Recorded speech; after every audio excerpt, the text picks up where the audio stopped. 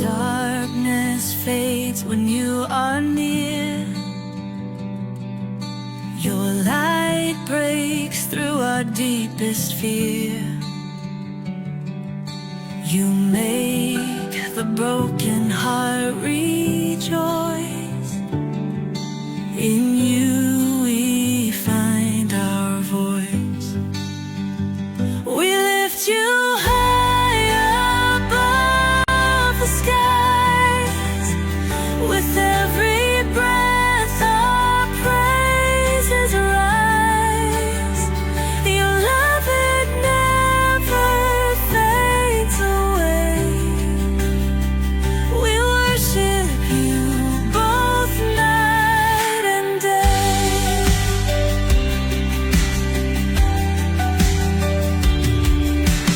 Chains are broken in your name.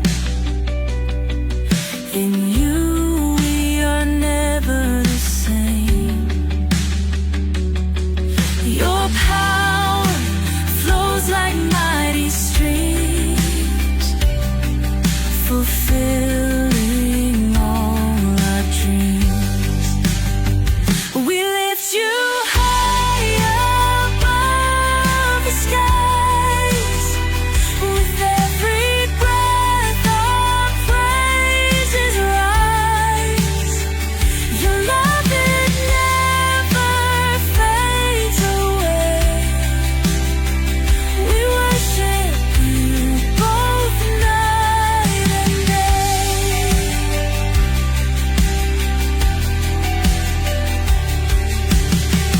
Your name is power, life, and peace. By your word our fears release. You are the hope that fills our soul. In you we find our goal. We lift you high above the skies. With every breath our praises rise. Your love, it never fades away. We worship you both night and day.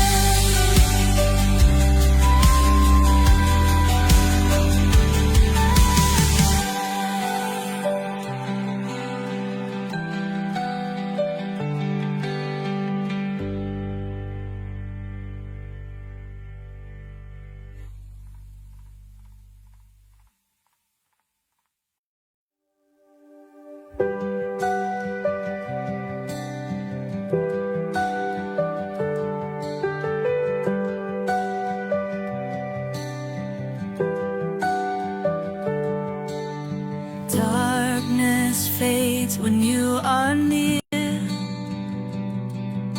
Your light breaks through our deepest fear. You make the broken heart rejoice. In you we find our voice. We lift you high above the skies. With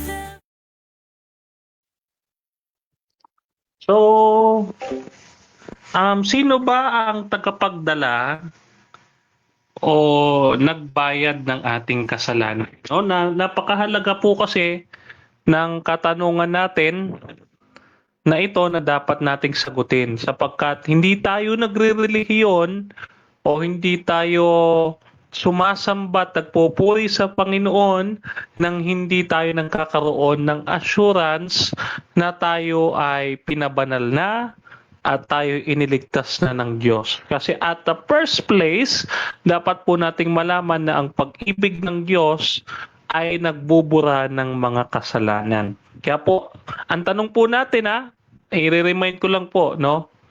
Sino ba ang nagdala at nagbura ng ating kasalanan? No, ayun po ay napakahalagang katanungan kasi kung tayo sa ating sarili o sa ganang ating sarili ang nagdadala ng ating kasalanan at sasabihin natin, we are saved by works. Hindi po pwede yun. No? So, yun po ang ating sasagutin ngayong gabi. Sino ba ang nagdala ng ating kasalanan? Who bore our sins? Oh, so ito po yung ating paksa. Scapegoat, Satan, or Christ. Ayan. So, pag sinabi nating scapegoat, mamaya-maya po ay ating i-define po ang bagay na yan, no? So, may ilan po kasi tagapangaral ng Biblia o nangangaral at nagkiklaim na sila ay may prophetic office. No, na minsan ay nakokontrahan ang kanilang mga pahayag. No, halimbawa na lang po dito sa kanyang isinulat na early writings, page 280, 281, ang sabi diyan, Satan, the author of sin. Sa unang pahayag, no, it looks like ini-establish niya na si Satan ang scapegoat, no? At sa pangalawa, sabi niya sa manuscript 112 noong 1897, it was 16 years after, ang sabi, Christ was the scapegoat which the type represents. So dito ay nagkaroon po siya ng change of mind na nung 16 years ago ay si Satan daw ito. Pero alam naman po natin sa pag-aaral ng theology,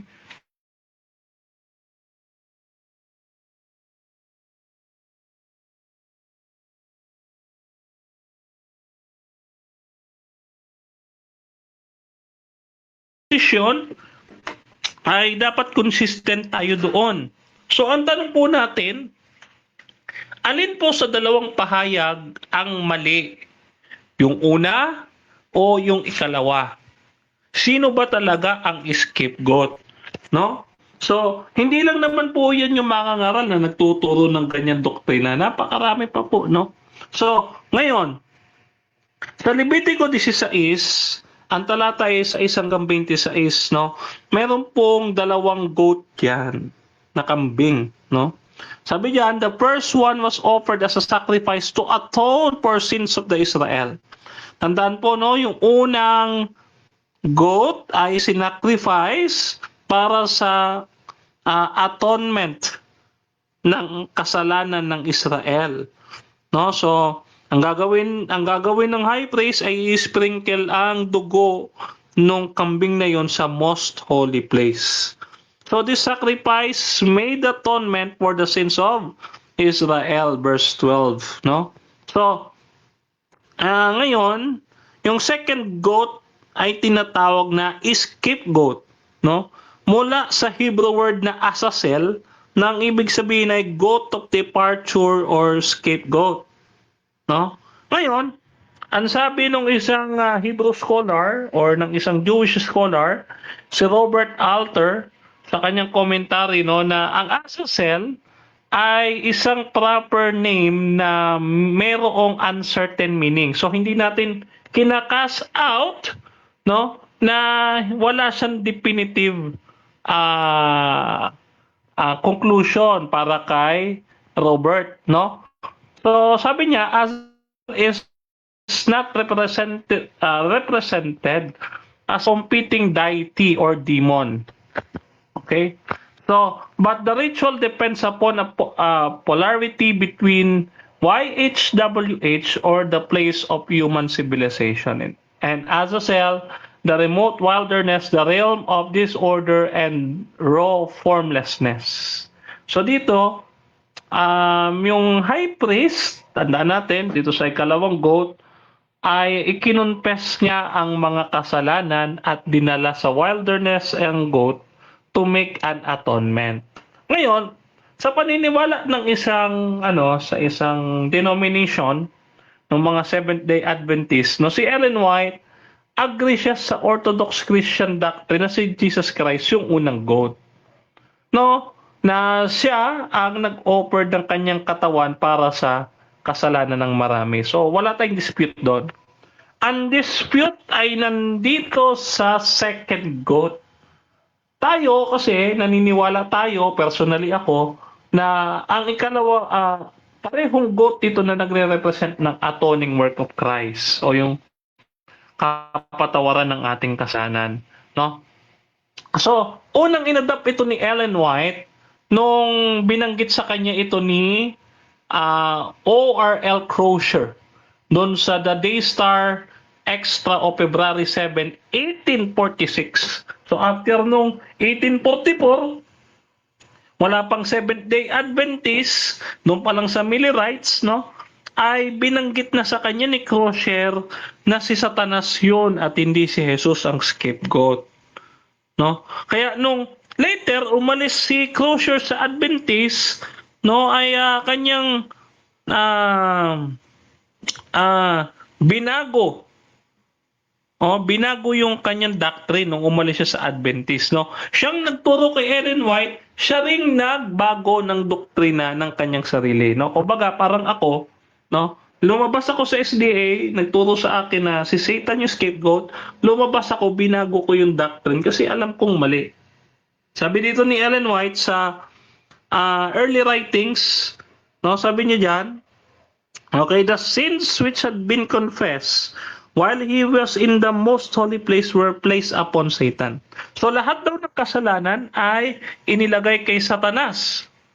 No? Doon din sa Great Controversy, page 422. The scapegoat, Satan, the author of sin, upon whom the sins of the truly penitent will be placed. Inilagay lahat ng kasalanan. Ngayon, Brother Denmar, sabi mo kanina, mali yung doctrine namin. So kung mali, maglatag ka naman ng alternative. Bakit mo sinabing mali? Siyempre, hindi naman po makatwiran, mag-internal critic tayo, tapos napaka-bias natin. No? So, anong gagawin natin ngayon? Ilalatag natin yung alternative claim natin. No? So ito, ang problema kasi sa teaching, problema po kasi dyan sa teaching ay hindi po siya nag-a-agree sa sinasabi ng Biblia. No? Wala sa Biblia mababasa na dinala ni Satanas ang kasalanan ng mga masasama. Wala yun sa Bible. So, hindi natin siya mahanap sa Bible. So, therefore, kahit sabihin natin context, hindi na word for word. So, therefore, hindi na siya totoo. No? So, ano ba yung totoo tungkol sa atonement? Tanda po natin, ang tanong natin kanina, sino ang nagdala ng ating kasalanan? Sabi dito, no, sa Leviticus 6, verse 22, yung scapegoat shall bear upon him all their iniquities. So, dadalhin niya ang lahat ng mga kasalanan. So, sino yan? Isaiah 53 verse 6, all we like sheep have gone astray, we have turned everyone to his own way, and the Lord hath laid on him the iniquity of us all. O, kanino yan?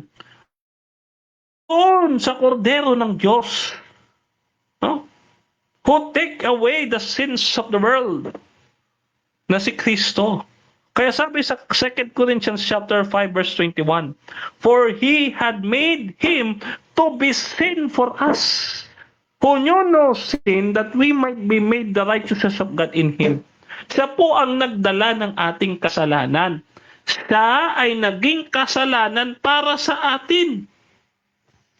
Siya hindi nakakaalam ng kasalanan, mga kapatid at mga kaibigan, no?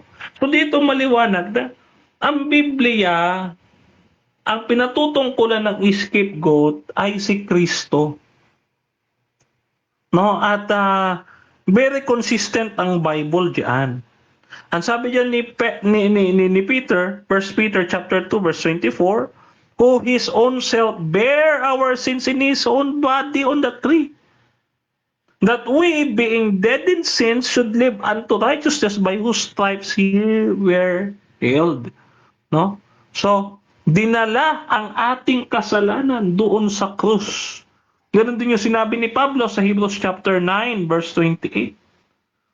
At sa Galatians chapter 3 verse 13, naging sumpa para sa atin si Kristo. Naging kasalanan siya para sa atin. Siya ang nagdala ng kasalanan natin sa krus, hindi si Satanas. Tandaan po natin ang atonement. Kailangang may bumuhos na dugo. Si Kristo namatay. Inisprinkle ang kanyang blood. No? Ngayon, nabasa natin ito mga to. So therefore, the scriptures teach us that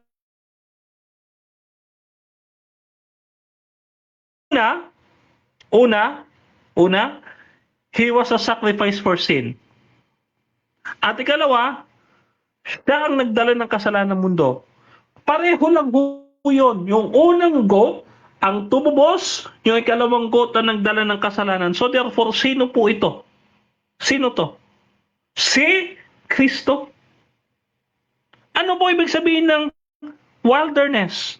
Ang wilderness po ay tumutukoy sa outside of the city gate. Hebrews chapter 13 verse 12, to make the people holy through His own blood. So si Jesus Christ, patay po siya sa labas ng Israel.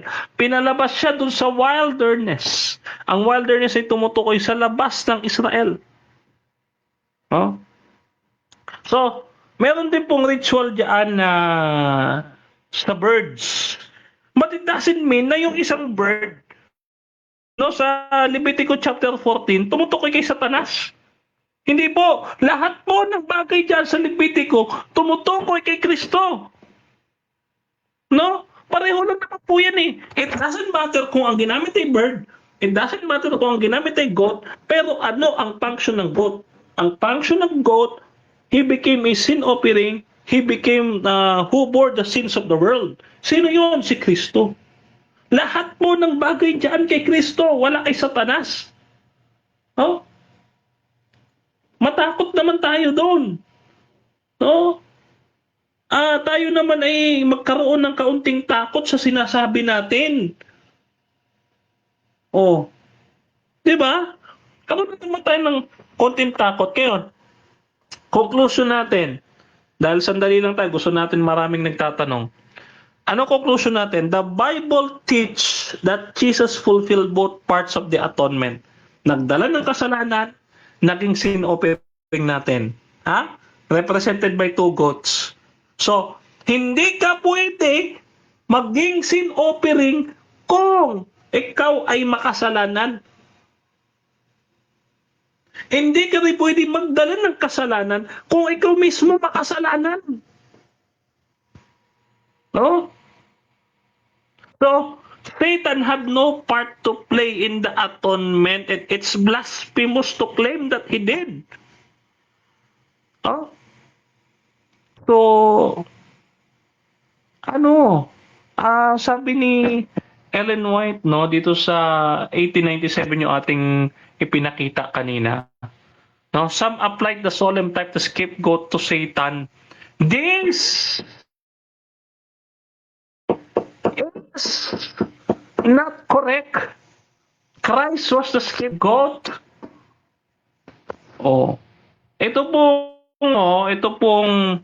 Ito pong manuscript 112 ay inirelease 15 sa Ellen White Estate.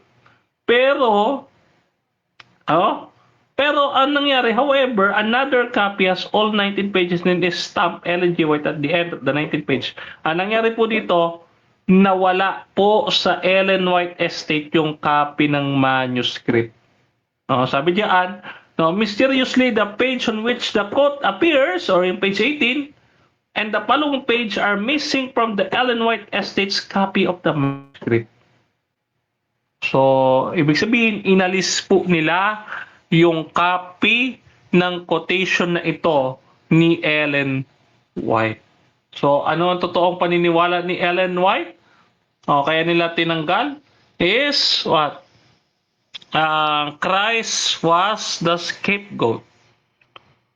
which the type represents. He alone can be represented by the goat, born into wilderness. He alone over whom death had not power was able to bear our sins. No? Kahit ako maniniwala ako dito kay Ellen White, no? Sumasampalataya ako dito na si Kristo talaga ang scapegoat. Pero yung una niyang sinabi na si Satan ang scapegoat, well, that is blasphemous. Hindi ko po paniniwalaan yun. Pero at this point, tama naman po si Ellen White na si Kristo ang scapegoat. Oh, 'di ba? So, maganda po ito na improvement ni Ellen White na nung unang itinuro sa kanya na yung scapegoat ay si Satan, 16 years later, itinuro niya si Kristo na ang scapegoat. So, maganda po ito na improvement kay Ellen White. Ibig sabihin, ay nagkaroon siya ng change of heart. No? Maganda po yun at hindi po natin tinututulan yun. No? Hindi po natin tinututulan. So, therefore, no? Ang tanong natin, bakit po yung mga kapatiran natin diyan po sa church ng Adventist ay hindi po nagbabago ng stand? Mas marunong ba kayo kay Ellen White? Mas divine or mas inspired ba kayo kay Ellen White? Hindi nyo ba alam na si Ellen White, according to fundamental beliefs, she has a prophetic authority. Ibig sabihin kung prophetic authority, dapat pakinggan natin si Ellen White. Bakit ang stand natin si Satan ng scapegoat kung sinabi naman pala ni Ellen White si Christ ang scapegoat? Hindi ba mas katanggap-tanggap na tanggapin na ang propeta na ating kinikilala ay nagpakumbaba? Kayo hindi. 'Di ba? Sino ang mas inspired?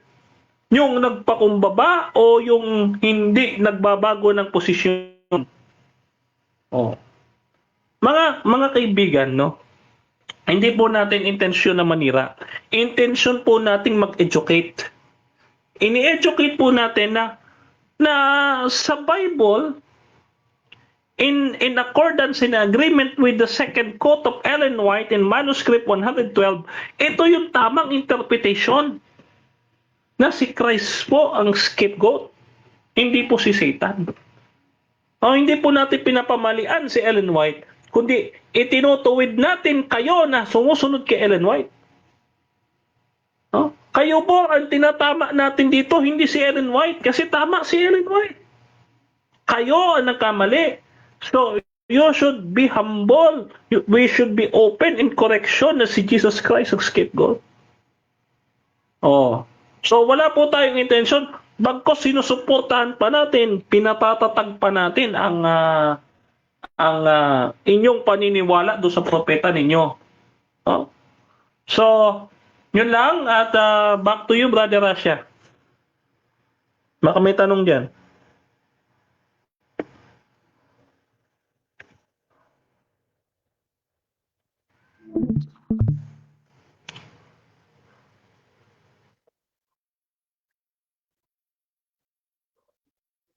Hello? Nasaan na si Brother Rasha?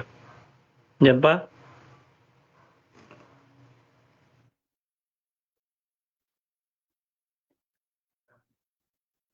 Wala na si Rasha.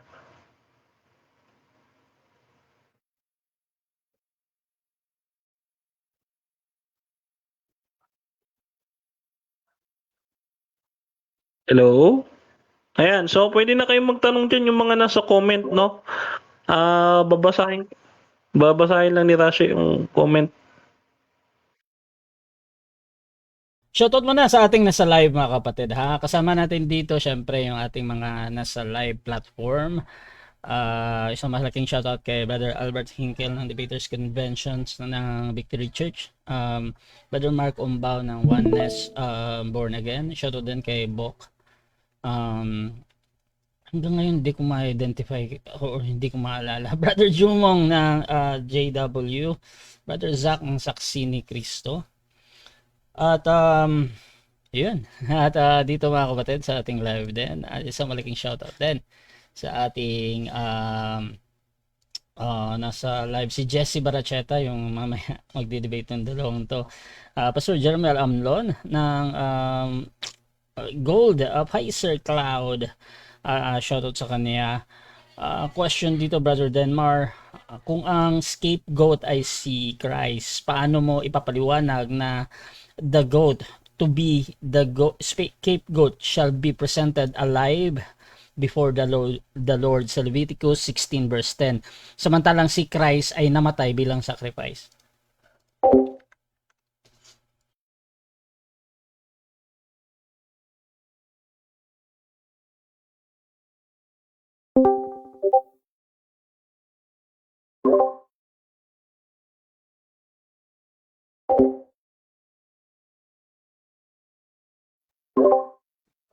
Okay. So, hello, ayan na. So, ganun pala ang Diyos sa pinapaniwalaan natin, mga kapatid. Ang Diyos pala'y namamatay. Hindi po, no? Yung ating Panginoong Diyos na si Jesucristo, kaya nga po siya, hindi po agad-agad na pagkapako, patay na. Hindi po no? So, meron pang from 12 to 3 p.m. si Kristo buhay pa bago siya namatay. Huwag niyo pong sabihin na si Jesus Christ ay nanatiling patay. Hindi po. Dahil ang Diyos natin pinapaniwalaan, sabi ni Apostol Pablo, Diyos ng mga buhay, hindi Diyos ng mga patay.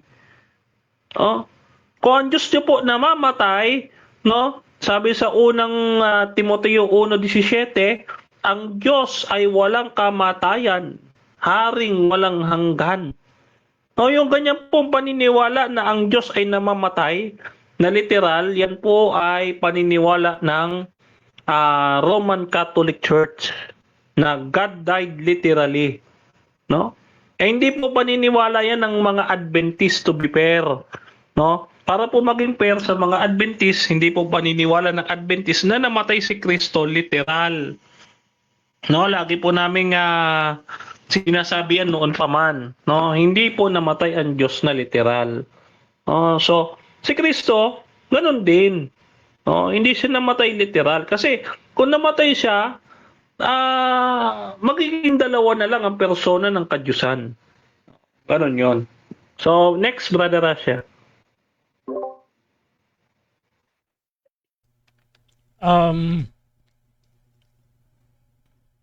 Question dito, comment mo na, sabi ni Pfizer, bago matapos ang taon gagawa yan ng sariling simbahan. Any comment yan? Hindi po ginagawa ang simbahan. Ano po ang ibig sabihin ng eklesya? Ang eklesya kasi, ito po ay kalipunan ng mga mananampalataya. Halimbawa, kami dito sa Discord, no? Si Albert, galing siyang Victory. Si Rasha, galing siyang Catholic. Si Mark, galing born again. So, meron kaming fellowship na nangyayari. Lahat kami, we confess that the Lord, Jesus Christ is Lord and Savior. So that is the church already, no, na naniniwala at sumasampalataya sa Panginoon. No, so hindi po tama na sabihin na porke umalis sa inyo or pinapamalian na kayo, gagawa na ng church. Mali po yun Lagi po kasing ganito ang isip ng mga Adventist, no? Kapag ka umalis sa inyo, ang isip niyo Sunday keeper na. Hindi ba pwede na ang Sabat namin si Kristo, hindi yung Sunday? So, laging ganun na lang na kung hindi SDA, ano ngayon ang true church? Ang true church yung spiritual body of Christ. Huwag po tayo na parang pagbagang naghahanap tayo nung aatakihin natin. Kung hindi SDA, ano? Kung hindi Sabat, ano? Ganun po kasi yung mentality natin. Ang nangyayari, may presupposition dun sa question or sa statement na iniisip nung nagsasabi na, ng church, No? Hindi niyo po nababasa yung aking ito po ang lumilitaw, lumalabag kayo sa isa sa mga utos. Ang huwag kayong sasaksi ng kasinungalingan laban sa inyong kapwa. Yan po ang inyong nilalabag, no? So, mabuti pa pastorally, sinasabi ko po sa inyo, tigilan niyo po yung ganyang komento, no? Ayan, sa Brother Russia, back to you. Question dito, Brother Denmar. Ayon sa Leviticus 16:22, the goat shall bear upon him all their iniquities unto the land not inhabited. Bakit ang scapegoat ay dinadala sa isang desolate place, samantalang si Christ ay namatay, nabuhay na muli at umakyat sa langit? Ay, opo. Dinala po talaga yung scapegoat doon sa wilderness. Saan po ba namatay si Kristo? Doon po sa labas ng Jerusalem. Kasi po doon sa Levitico 16, no? Yung scapegoat ay pinakawalan doon sa labas ng Israel. Sa city of Israel, pinapunta doon sa wilderness. Ganon din na nangyari kay Jesus Christ. Kanilang ipinako siya sa Golgotha sa labas ng Israel. No? So, tumutukoy po yan kay Jesus. No? Wag po nating i-presuppose na dahil nakabasa tayo ng wilderness, it means kailangan wala talagang makitang tao or something, no? So, dito makikita natin sa labas lang po yan ng Israel, sa community ng Israel. So, kung inilabas siya dyan sa Jerusalem, no, si Jesus Christ namatay sa labas ng Jerusalem, yan po ay natutupad sa Panginoon Kristo, hindi kay Satanas. No? Hindi po kay Satanas. Okay? So, Brother Rasha, back to you. Next question dito. Pagkatapos sabihin sa Leviticus 16:20, when he had made an end of the reconciling the holy place, saka pa lamang dadalhin ang live goat. Ano ang sinisignificant nito kung ang scapegoat mismo ang supposed representation ni Christ? Okay. So, ano ang nire-represent nun? Yan po, nire-represent dyan, no, na si Kristo, basic lang naman po yung ikalawa, siya ang dala ng kasalanan.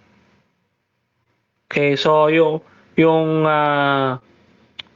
tawag dyan, yung unang bahagi, no, ay to atone for sins, no, yung in-sprinkle doon sa most holy place, no.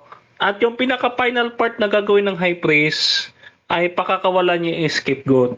No, papatong niya yung kamay doon, kukonpisal niya lahat ng kasalanan doon, and then itong kambing na ito ay magiging kasalanan. Kaya nga kanina binabanggit ko po itong talatang ito. Ito to.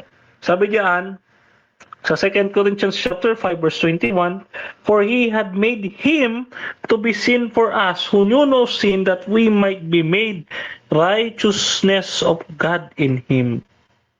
So maliwanag ito, no? At saka sa Isaiah 53 verse 6, the Lord had laid on him the iniquity of us all. So nung ipinatong ng saserdote ang kasalanan doon sa kambing, pinakawalan, no? Ipinatong kay Kristo, sabi ni Kristo, Ama, Father, ilayo mo sa akin ang kopang ito, kasi may pinapatong sa kanya. Kaya nga, nung daladala niya yung krus, nabibigatan siya. Yun po ang symbolism nun. Nadala-dala niya ang ating kasalanan, halos matumba siya doon sa kanyang pagdadala sa sobrang bigat ng kasalanan ng sanglibutan. Yun po ang nire-represent nun, no? Tapos, pagkatapos niya magdala, pakakawalan siya, papatayin sa labas ng Israel. Next question, Brother Rasha.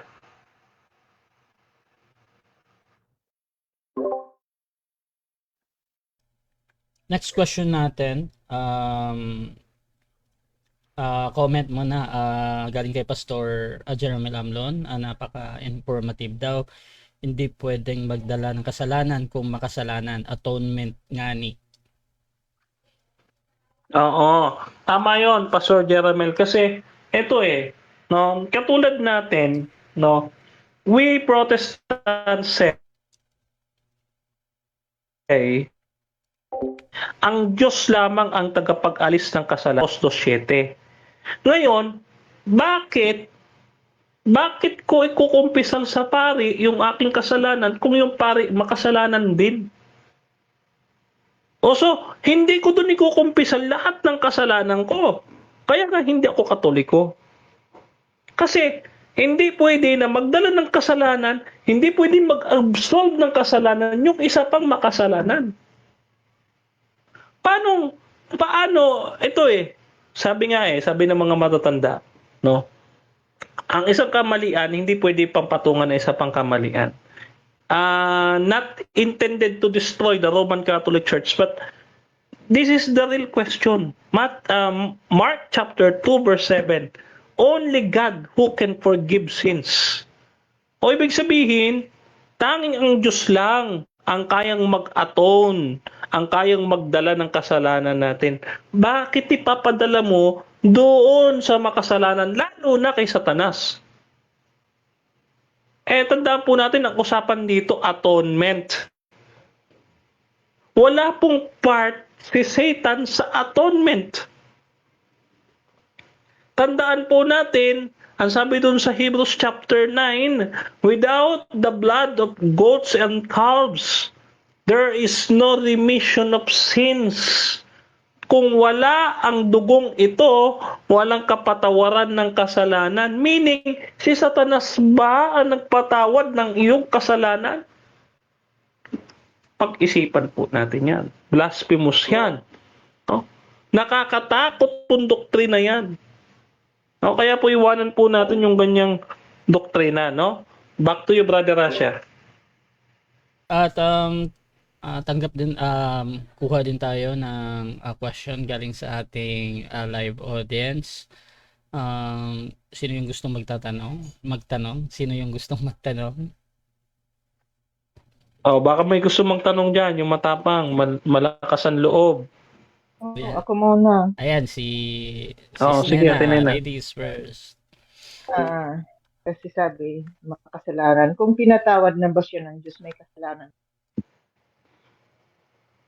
Kung pinatawad siya ng Diyos, sinong siya? Sino yung siya?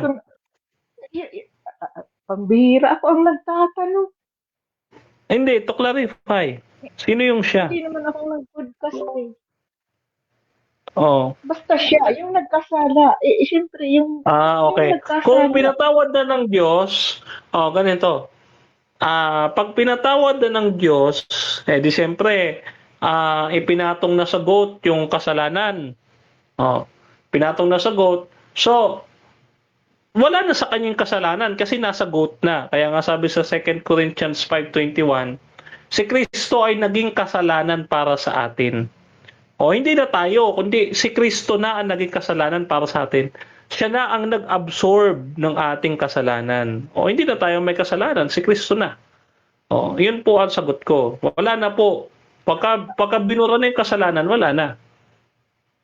Okay, last question ko, kasi dalawang question naman. So, sa makatwid, kung ang pare ay pinatawad na ng Diyos, so wala na siyang kasalanan. Tama po ba?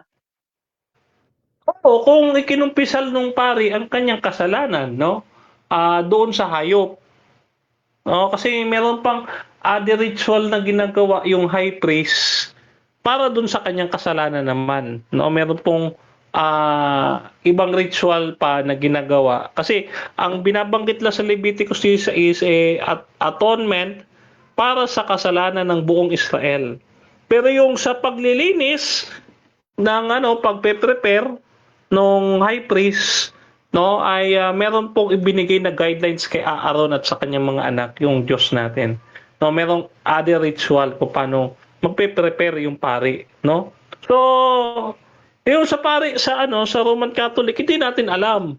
No, kung yan ba ay nangumpisal ba yan bago tumanggap ng kumpisal o siya ba'y nagkasala buong araw tapos tatanggap ng kumpisal, no? So, dapat malinaw sa atin na kung yung pare ay makasalanan, dapat matiyak natin kasi mamaya higit lalo sa lahat ikikwento niyan yung kasalanan mo.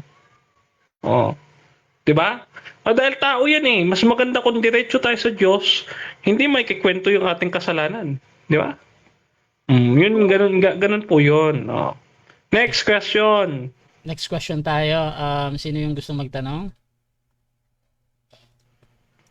Wala na? Si brother Jesse kasi tanong mo na lang sa live bro. Meron siyang question dito. Or busy si Anong brother question niya? Jesse. Ang tanong niya, kailan ka magbabago Denmar sa maling aral mo?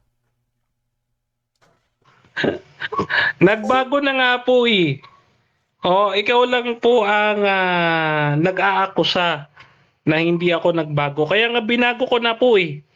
No, ini-inform ko nga po na dati paniniwala ko ay yung dating paniniwala ni Ellen White noong 1881 na si Satan ang scapegoat. Pero nag-change of heart si Ellen White eh. Sabi niya, si Kristo na ang scapegoat. So therefore, naniniwala ako dito kay Ellen White dito sa sulat niya noong 1897 na si Kristo siya ang scapegoat. No? Dito niniwala ko. So pareho kami na nag-change of heart. Yun yung aking hina-highlight dito. Kaya nga sabi ko kanina eh, mabuti pa yung pinakikilalang propeta, yung pinipresent nating propeta, naghambol. Pero yung mga nakikinig, at hindi ko alam kung mayroon mang makapanonood pa nito, hindi naghambol. Yung unang-unang statement pa rin ni Ellen White ang kinopya at pinaniwalaan. Dapat po ating tanggapin no yung change of heart o yung pagpapakumbaba ni Ellen White na mali pala ako so babaguhin ko. No, hindi naman tayo mas divine or mas inspired diyan sa pinapaniwalaan ninyong propeta. No, kung tutusin dapat nga gayahin nyo yung kanyang example. No, na noong 1881, 16 years later, binago niya na. No? So, bakit sasabihin na mali? Mali ba si Kristo ang scapegoat? 'Di ba? Baka kasi po may iba tayong katuruan. Sabi nga natin, nakaka-blasphemy sa Panginoon. 'Di ba? Katulad niya si Satan na nagdala ng kasalanan. Iba po kasi yung Satan is the author of sin at si Christ who bear our sin. Magkaiba yun eh. Magkaiba po. Okay? Next, Brother Rasha. Merong comment dito si Brother Bobby ng Seventh-day Adventist. Sabi niya may dalawang kambing, ang isa para sa Panginoon at isa ay para kay Azazel. Ang kambing para kay Azazel, para kay Azazel ang scapegoat. Yun yung Leviticus 16:7-8 ang nilatag niya. Ito sana din yung itatanong ko. Yung sa Panginoon yung papatayin tapos yung isa kay Azazel, lalabas ba yung para kay Azazel, ito yung si Azazel para kay Kristo, parang ganun ba, or para sa Diyos? Ganito po no, ibig nyo bang sabihin, kapatid, kaibigan, Bobby, no, na nag-aalay tayo ng demonyo? Kasi sabi dito, ang scapegoat ay ipe-present na buhay sa Panginoon. So, magpe-present tayo ng demonyo sa Diyos? Ay, mali po. Pagka ganyan po ang ating kaisipan, no? Yan po ay absurd, no? Kasi yung scapegoat nga po ay ipe-present sa Lord. So, siya ay ipe-present na buhay sa Panginoon. O di, kung ipe-present na buhay sa Panginoon, si Satanas po ba dadali natin sa sa Diyos ng buhay? O ano gagawin ng Diyos doon? Pakakawalan? Hindi po ganoon. Ano ang gagawin kay Satanas? Tatapusin siya, wawakasan po ang kasamaan ni Satanas. Hindi po siya pakakawalan, no? Kung ganun po yung logic natin, ibig sabihin, magdadala tayo o mag-o-offer tayo ng demonyo sa Diyos? Mag-o-offer tayo ng marumi sa Diyos? Di ba magpe-present tayo ng marumi? Pwede ba mag-present sa Diyos ng marumi? Di ba nga kahit yung mga pilay na baka, yung mga karumal-dumal, hindi natin pwedeng i-present sa Diyos. O ganyan din sa Panginoon natin, pagka ang scapegoat may kapansanan, pwede ba nating ihandog sa Diyos, lalo na si Satanas na na talagang siya ang author ng kasalanan, pwede ba nating i-present sa Panginoon? Siyempre hindi, no? Ayaw nga ng Diyos ng kasalanan eh, no?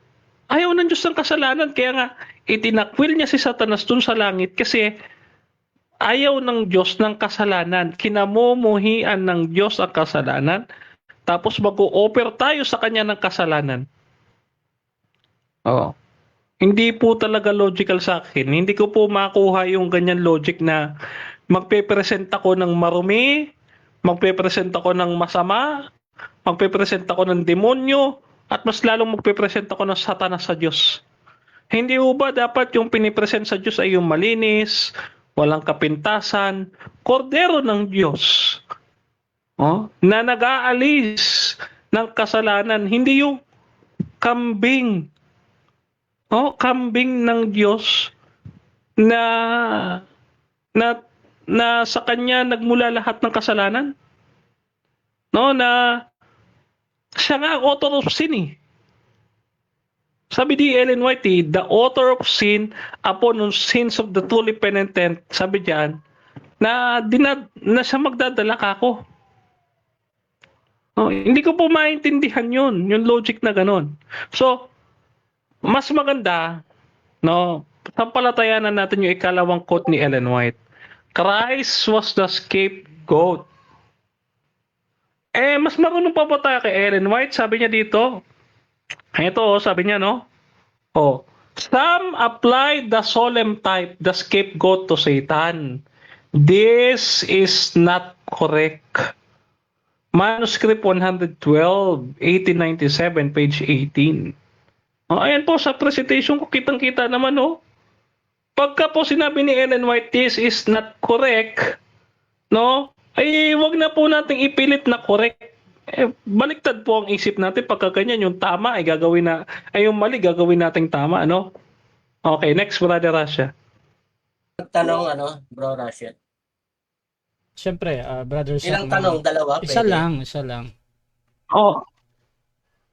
Isa lang? Okay. Oo.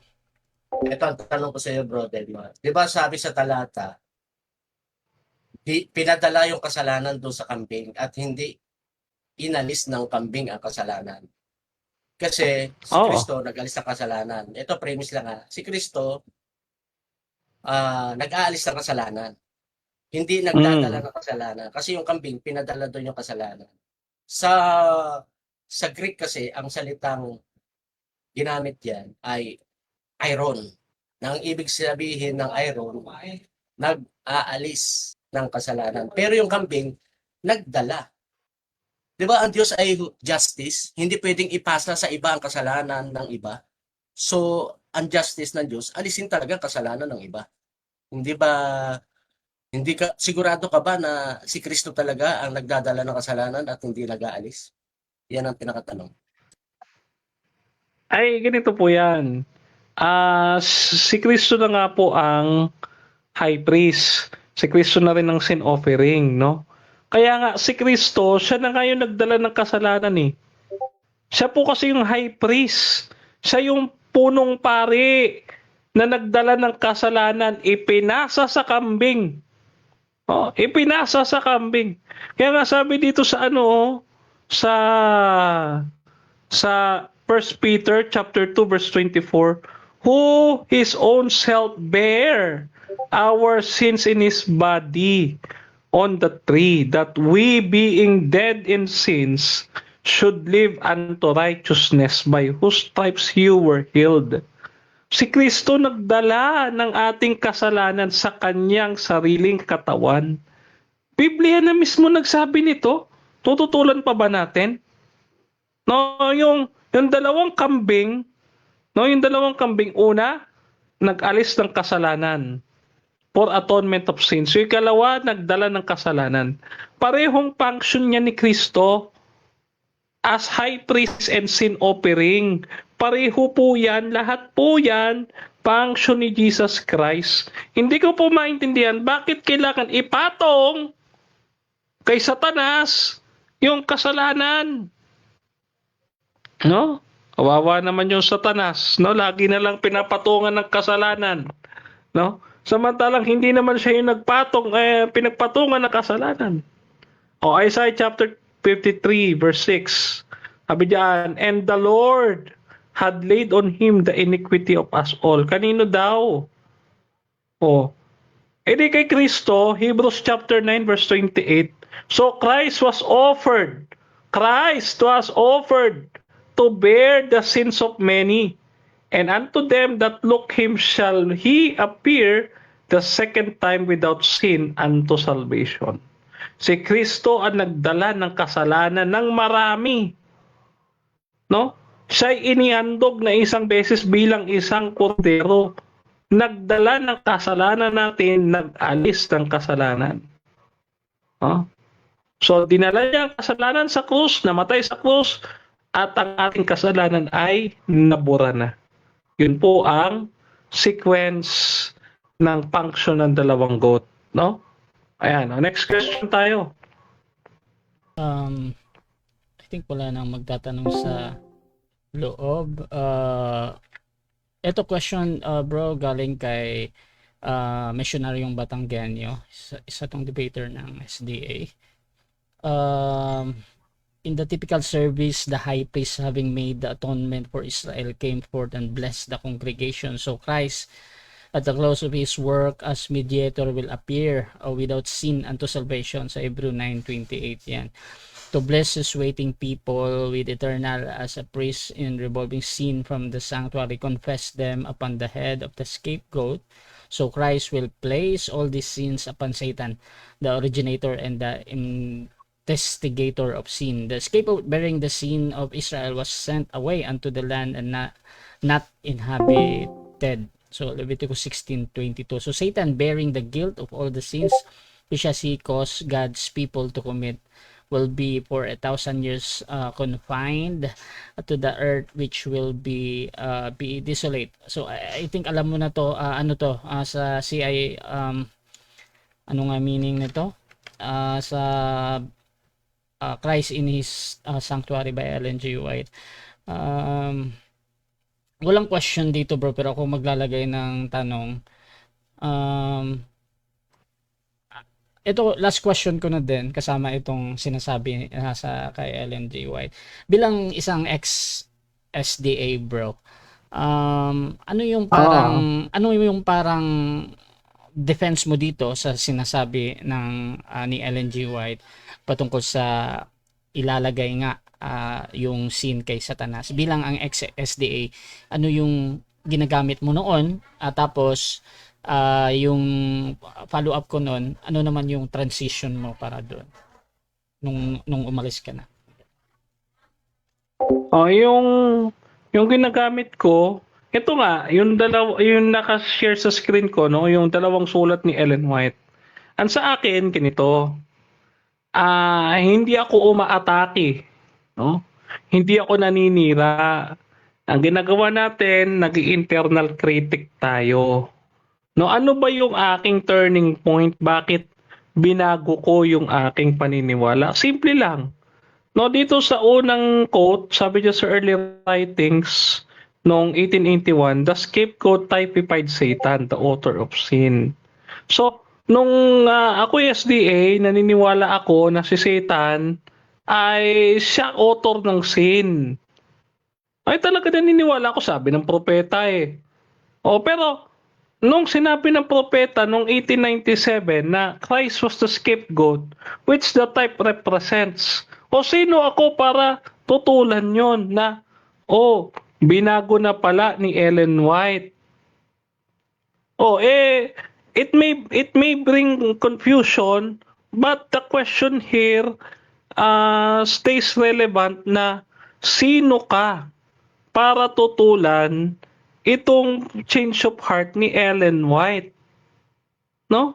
So, ito no, aside from those Bible verses, itong dalawang nagbabanggaan na quote ni Ellen White, no, kaya nga tanong ko po kanina no, alin po sa dalawa ang mali? Of course, may mali dyan. Siyempre yung una.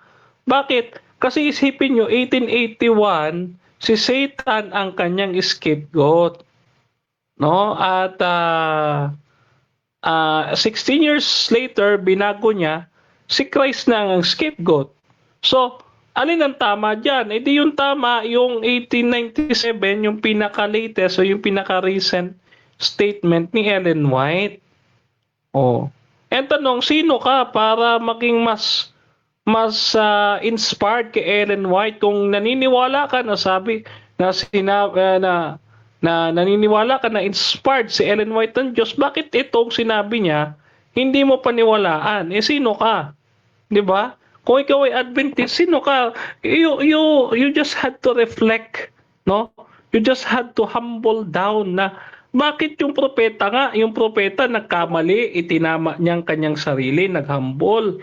Tapos tayo hindi. No, ang purpose ko dito hindi para manira kundi i-inform tayo na ito ang tama. No? Na we should humble ourselves na nagkamali kami on the past. Katulad noon, dati si Ellen White kumakain ng baboy, ngayon hindi na. No, dati si Ellen White hindi Trinitarian, naging Trinitarian. Hindi ba masama din, hindi ba magandang tanggapin din natin katulad ng ibang pagtanggap natin sa binanggit ko na nagbago ng position si Ellen White from Satan to Christ as a scapegoat? Mahirap po bang i-identify yun or i-compare yun sa ibang positions niya na nagbago katulad ng vegetarianism at saka Trinitarianism? Yun po, pag-isipan po natin, mag-reflect po tayo dyan. Okay? Okay, Back to you, thank Brother you. Rasha. Siguro, short last statement, bro, at para mag-end tayo. Okay. So, last statement natin mga kapatid, ano? So, sa atin, ang nagdala ng kasalanan, katulad po ng una natin tanong, sino ang nagdala ng ating kasalanan? Si Jesus ang nagdala ng ating kasalanan. Siya po ang namatay sa krus sa Kalbaryo upang tubusin ang ating kasalanan. Kaya po ating sampalatayanan na walang bahagi si Satanas sa gawain ni Kristo sa gawaing pangkaligtasan. Dahil kung mayroon man bahagi si Satanas, yun ay ang hatol. Doon sa kanya siya'y hahatulan ng Diyos dahil siya ay naninira ng kaisipan ng mga Adventist na wag magpakumbaba, na wag sundin ang kanilang propeta. No? So, wag niyong paghariin si Satan sa inyong kaisipan na si Satan ang scapegoat. Si Ellen White na ang nagsabi, Christ was the scapegoat. No? Kailangan lang nating kilalanin na nagkamali tayo. Kailangan nating magpakumbaba sa ating sarili, no? Sino ba tayo? No, pwede naman natin sabihin Bro Denmar, hindi ko po alam yan Hindi ko po nabasa. So therefore, magpasalamat ka sa akin. Pasalamatan mo din ng Panginoon kasi ginamit ako ng Panginoon para maituwid ano man yung pagkakamali na paniniwala mo. But it doesn't mean umaatake ako. Nag-i-inform ako. No? Ini-inform ko kayo, ganun yung pag-ibig. Ang pag-ibig, sabi sa Proverbs, no? It is better to correct in public with love instead na itago natin yung pagkakamali at wag nating sabihin. No? Kaya nga po, ito yung pag-ibig ng isang dati nyong kapatid at ngayon kaibigan ninyo. Hindi tayo naninira, no? So, ano lang tayo, nagpe-present lang tayo ng katotohanan na ating natagpuan kay Kristo. Ang itinataas natin, hindi si Satanas, kundi si Kristo. No? So, pinakapanghuli, no? Kung ako po tatanungin, halimbawa ako ngayon ay Adventist, kung sakasakali ko ako pa rin ay Adventist, mas pipiliin kong paniwalaan si Ellen White kaysa po doon sa mga nagsasabing si Kristo, nagsasabing si Satanas ang scapegoat. Bakit? Si Ellen White po ay may prophetic authority sa fundamental beliefs ninyo. So, you should be cautious, no? Doon sa ating paniniwala sa isang bagay na dapat kaangkop doon sa inyong fundamental beliefs. Huwag kayo lilihis doon dahil yun ang sabi ng denomination ninyo. Si Ellen White, prophetic authority. Kayo, ano authority ninyo? Wala. So, sino mas paniniwalaan? Si Ellen White o ikaw? Yun po yun, no? So, yun po ang ating podcast ngayong gabi. God bless. Gusto ko pong i-promote yung ating magiging debate. Mamaya, ito po yung share ko lang yung ating i-share ko lang yung yung ating thumbnail doon sa debate mamaya, no? Ito. Wait lang Share natin yung thumbnail, no? Sabi doon, ito. Share natin. Ang thumbnail natin mamaya. Okay. Ito. Ito daw, sabi ni Jesse, ang Diyos ng Calvinism ang ultimate author of evil. No? So yun po ang ating debate mamaya, no? Mamayang alas 10, no? Ito po ay another blasphemous claim ng Diyos ng Calvinism, ang ultimate author of evil, no? Ito po ay hindi natin papayagan na lapastanganin ang pangalan ng Panginoon. No, sabi, wag nating gamitin ang pangalan ng Panginoon sa walang kabuluhan. Yan po ay ating sasalangsangin mamayang alas 10. Abangan niyo po yan dito sa Russia TV, no? Back to you, Brother Russia.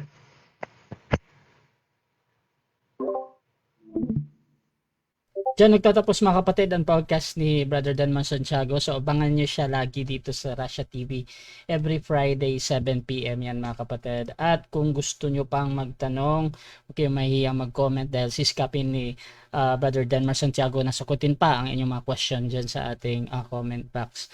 At mga kapatid, please subscribe yung ating YouTube channel, Russia Debates TV. Pakipollow na din ako. At syempre si Denmar, pwede nyo i-follow, nakatag naman yung pangalan niya dyan kung gusto nyo pang magsuri sa kanyang pananampalataya. So maraming salamat mga kapatid. This is Admin Russia ng Russia TV with the Debaters Convention, and we're out.